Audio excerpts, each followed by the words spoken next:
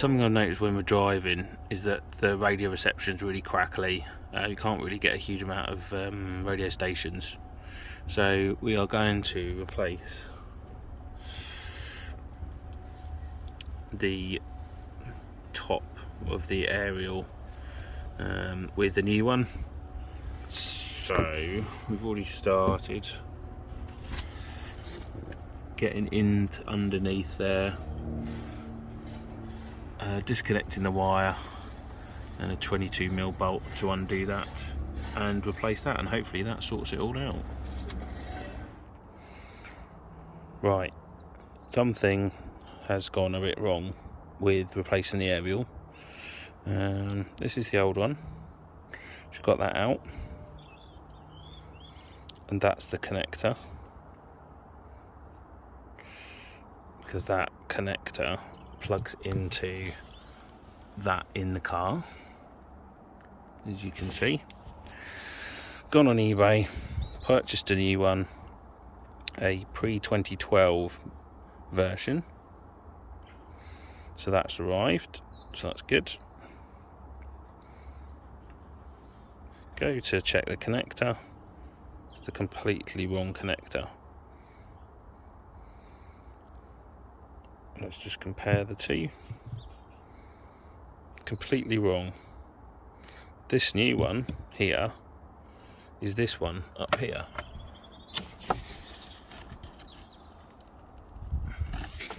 So I have no idea what's gone on, because I've checked the eBay description and that should technically fit a Fiat 500 2010, but for some reason they've decided that the connector is completely different, or wants to be completely different to this. So yeah, great. You live and learn with this one. Check the descriptions and make sure, well, you would have made sure that these were the right ones, and for some reason that they're not. So I think at the beginning I showed the bumper, front bumper, and as you can see, this is also quite common on later or earlier Fiat 500s. It's like cracking with, it's either the paint or the lacquer, I'm not 100% sure.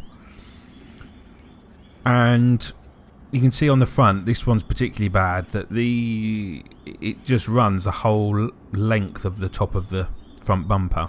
It's quite noticeable. And so in order to sort that out, I ended up sanding it back a bit and just got some paint from Paints For You with a like gloss in it, so we didn't have to worry about lacquer or anything. And as you can see from the results, and this was the first time I've used this. Normally I'd do the paint and then the lacquer, but this is the first time I've used it all in one, and it's actually come out pretty alright. It's not the best. It doesn't have a mirror shine, you know, like a proper body shop would do that, but it looks far better, and it's a lot cheaper.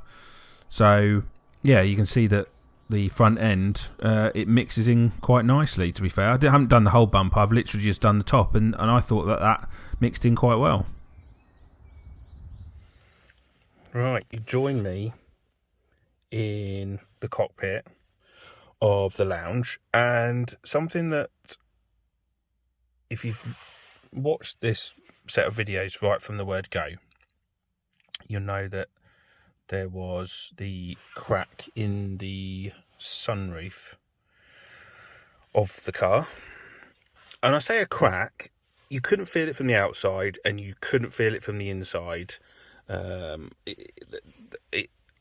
It's just don't really know how that kind of worked, but basically what I'm about to show you is the solution, or the best solution I've come to from speaking to a few people, and I think there's also a recommendation as well, I think on video 1, about how to sort it.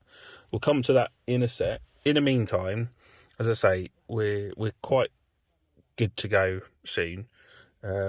Common fault if you're looking to get a Fiat 500 is the gear stick, and this. So underneath this cap, there's a bolt, I think, and that just needs tightening, and then that sorts it. But it's really hit and miss, and I've come across, I think, someone discussing it or on a video about it recently. Oh no, it wasn't. It was on Facebook. Someone was asking about it. Now, I've tried so many times to pop this cap off. Apparently you're meant to just put a screwdriver underneath flathead and get it off. I have tried and tried and tried, and I'm at risk of breaking this, and if I break this, then it's going to be an absolute pain to replace. So I've sort of left it for the minute, and it might just have to stay as it is. I just don't have the confidence to take that off. But anyway, things not to worry about. Whilst we're in here as well, just to let you know that this broke again. I've had a few of these now. This breaks. It's a very fragile bit of plastic, and that broke. But that was saved by Jay, who runs a YouTube channel and an Instagram channel called It's All in the Detailing, which there's a link in the description below. And in Wales, they seem to break more Fiat 500s than anywhere else, and he managed to source that part for me and send it across, so I'm very grateful for him. So very chuffed with that. And also he gave me a spare one which I've used in the pop that I've got. But anyway, so we have that. So back on to the roof. So what did we decide to do? I'll tell you what, I'll get out and I can show you from the outside.